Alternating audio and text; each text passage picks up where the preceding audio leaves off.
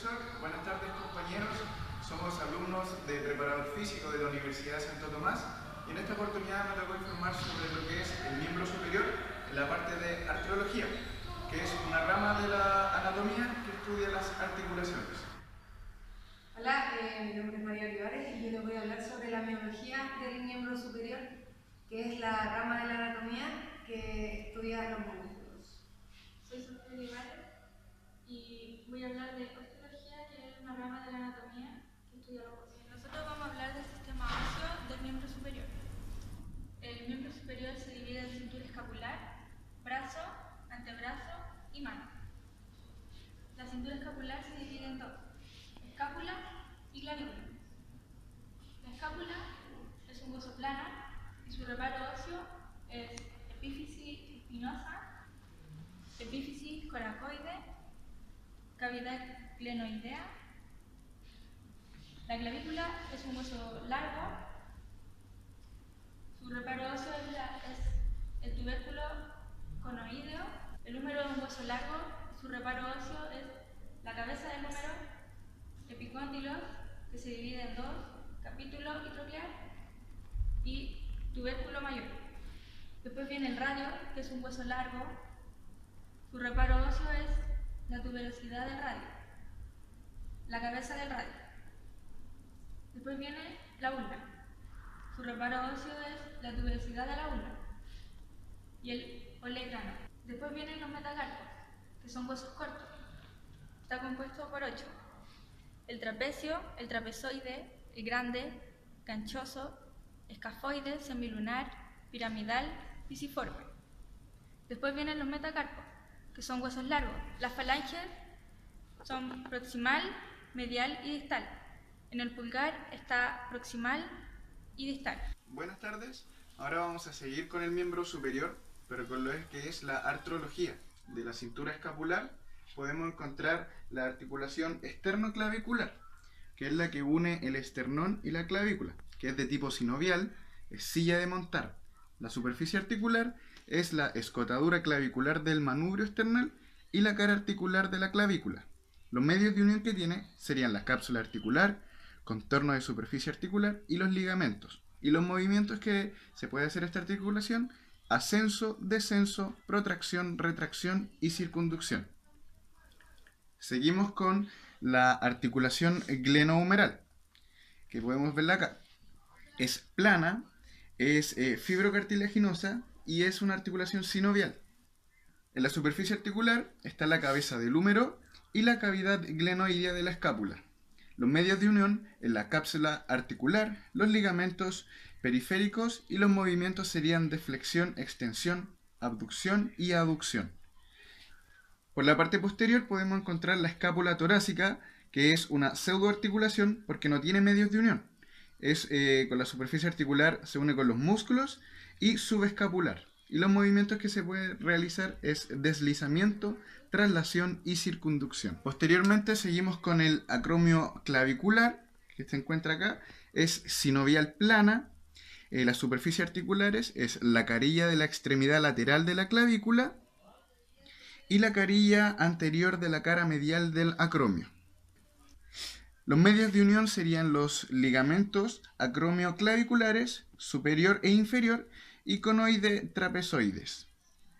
Y los movimientos posibles serían los deslizamientos, ya que es una articulación plana.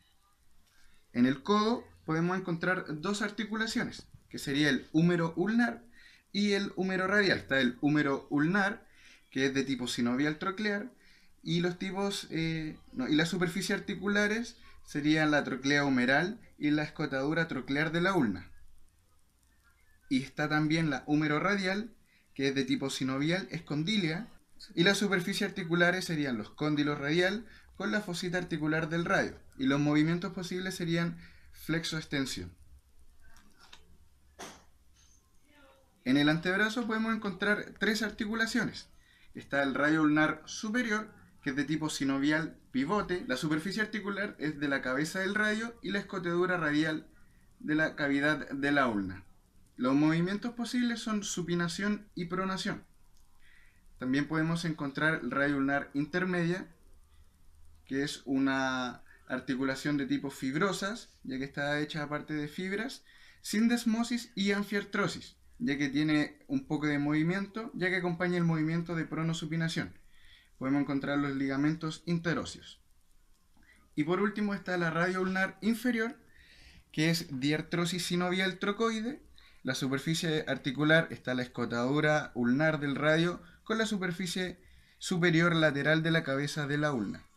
Los medios de unión que tiene es la cápsula articular, disco articular, ligamento anterior y posterior. Y los movimientos posibles serían movimiento de pronación y supinación. En la articulación de la muñeca es tipo diartrosis sinovial y plana. La superficie articular es de la cavidad glenoidea del radio y el cóndilo elipsodial del carpo, el escafoide, el semilunar y el pisiforme. Los medios de unión sería la cápsula articular, ligamentos anterior y posterior. Y los movimientos posibles serían flexoextensión, inclinación y circunducción. En los huesos del carpo encontramos la articulación carpo-metacarpiana, que es de tipo diartrosis sinovial plana. Las superficies articulares son las bases de los metacarpianos, de la segunda a la quinta, con la superficie articular carpo-metacarpiana, de la última fila del carpo. Los medios de unión sería la cápsula articular, ligamentos anterior y posterior. Y los movimientos posibles serían flexoextensión, inclinación y circunducción. En la articulación intercarpiana, que es de tipo sinovial plana, encontramos una superficie articular de las carillas articulares cóncavos y convexos, laterales y mediales. Los medios de unión serían ligamentos dorsales, palmares e interóseos. Y los movimientos posibles también serían deslizamiento, ya que es plana. En la articulación metacarpiana del pulgar es de tipo sinovial, silla de montar. Superficie articular en la cara posterior convexa del trapecio con la carilla de la base del primer metacarpiano. Los medios de unión serían el ligamento dorsal, medial, cápsula articular, la membrana sinovial, y los movimientos posibles serían flexoextensión, separación, aproximación y oposición del pulgar. La otra articulación es la metacarpofalángicas, que son de tipo sinovial, condilia, la superficie articular, parte distal de la cabeza de los metacarpianos y la base de las falanges más proximales. Los medios de unión sería la cápsula articular y ligamentos. Y los movimientos posibles serían flexión-extensión, abducción, aducción y circunducción. Y por último tenemos las interfalángicas, tipo sinovial, troclear. La superficie articular de la cabeza de las falanges más proximales con la base de las falanges más distales. Los medios de unión serían la cápsula articular, ligamentos colaterales medial y lateral. Y los movimientos serían flexo y extensión. El deltoides es un músculo largo, poligástrico de 7 vientres, que se mueven de forma independiente. El origen, por su porción clavicular, es en la cara externa del extremo de la clavícula. La porción acromial en el acromion y la porción espinal en toda la espina de la escápula. La inserción, todos los vientres musculares van a confluir en la cara lateral externa del tercio medio del húmero. Y su función es flexora, ligeramente abductora y rotadora. El músculo supraespinoso es un músculo piramidal profundo y está cubierto en su mayor parte por el trapecio. Su origen es en la fosa supraespinosa de la escápula. Su inserción es en la parte más superior al troquiter y su función es abductor desde los 0 a los 30 grados. El músculo infraespinoso es un músculo superficial cubierto por una fuerte fascia que lo aplasta contra la escápula. Su origen es en la fosa infraespinosa de la escápula. Su inserción es en el troquiter detrás del músculo supraespinoso. Su función es rotador externo, coaptador y tiene poca capacidad de abducción. El músculo redondo mayor es de aspecto redondeado de la porción visible. Su origen es en la parte inferior del borde axilar de la escápula. Su inserción es en la cresta subtrequiniana, pero más abajo del músculo subescapular. Su función es abductor, rotador, interno y extensor. El redondo menor es un músculo asintado, alargado y festoneado. En la parte visible tiene un aspecto redondeado, tapado por el deltoides. En el borde, su origen es en el borde axilar superior de la escápula. Su inserción en el troquiner detrás del infraespinoso. Función rotador externo y aductor. Seguimos con el brazo. Aquí está el bíceps braquial, que tiene dos cabezas, una larga que es más externa y una corta. El origen de la cabeza larga del bíceps braquial es en el tubérculo supraglenoideo de la escápula y la cabeza corta en la apófisis coracoides. Seguimos con el braquial anterior. El braquial anterior es un músculo bastante profundo situado detrás del bíceps braquial. Su origen es en la cara anterior del húmero y su inserción en la cara anterior de la ulna. Su función es flexor del codo. El músculo braquiorradial es un músculo alargado, más de la mitad es un largo tendón. Su origen es en el borde externo inferior del húmero. Su inserción es en la apófisis estiloides del radio. Su función es flexor del codo. El tríceps braquial es un músculo de 3 cabezas o bastos, muy grueso. Su origen, el basto medio en el tubérculo infraglenoideo de la escápula, el basto externo en la cara posterior del húmero y el interno en el borde interno de la cabra del húmero. Seguimos con los músculos del antebrazo. Acá tenemos el anconio. El anconio es un músculo de forma triangular, que es el más superior a los músculos de la región. Su origen es en la cara posterior del epicóndilo del húmero y su inserción en la zona proximal del borde posterior de la ulna. El extensor común de los dedos es un músculo situado en la parte media de la superficie dorsal del brazo. Origen es en el epicóndilo humeral y su inserción es en la tercera falange de los últimos 4 dedos mediante 4 tendones que se separan después de pasar por la muñeca. El extensor propio del meñique es el más superficial y posterior. Su origen es en la cara posterior de la ulna y su inserción es en el tendón del extensor común de los dedos. Su función es extensor de la primera falange del meñique y extensor de la muñeca. El pronador redondo es un músculo superficial localizado en la parte externa de la región proximal del antebrazo. Con el palmar largo, es un músculo que se encuentra pegado al supinador largo. Su origen es en la epitróclea y su inserción en la base del segundo metacarpiano.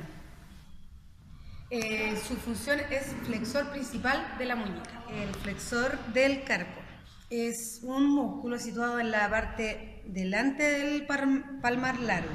Su origen en la epitróclea y su inserción en la aponeurosis superficial de la muñeca. El flexor superficial es un músculo que se encuentra en la porción anterior del antebrazo. Su origen es en la epitróclea humeral y su inserción se insertan por 4 tendones que se separan después de pasar por la muñeca y se van a insertar en los 4 lados de la base de la segunda falange, de los 4 dedos. Su función es flexor mínimo del codo y flexor de la muñeca, es el pronador cuadrado. Se encuentra en la región de la muñeca. Su origen es en la cara anterior de la ulna y su inserción en la cara anteroexterna del radio. Es el pronador principal del antebrazo. Acá tenemos el oponente del pulgar, que es un músculo pequeño y de forma triangular que se encuentra en la región palmar externa. Su origen es en el hueso trapecio y su inserción en el borde radial del primer metacarpiano. Su función es oponente del pulgar y colabora en la aducción. Seguimos con los lumbricales. Son 4 músculos que se originan y terminan en un tendón.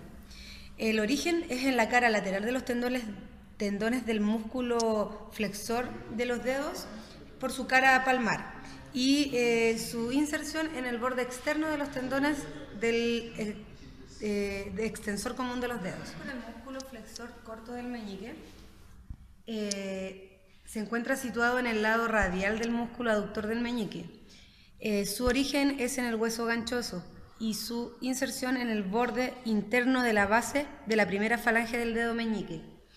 Su función es flexión metacarpofalángica y flexión a la primera falange del dedo meñique. Seguimos con el último músculo de las manos, son los interóseos dorsales. Encontramos 4 músculos situados en cada uno de los espacios interóseos.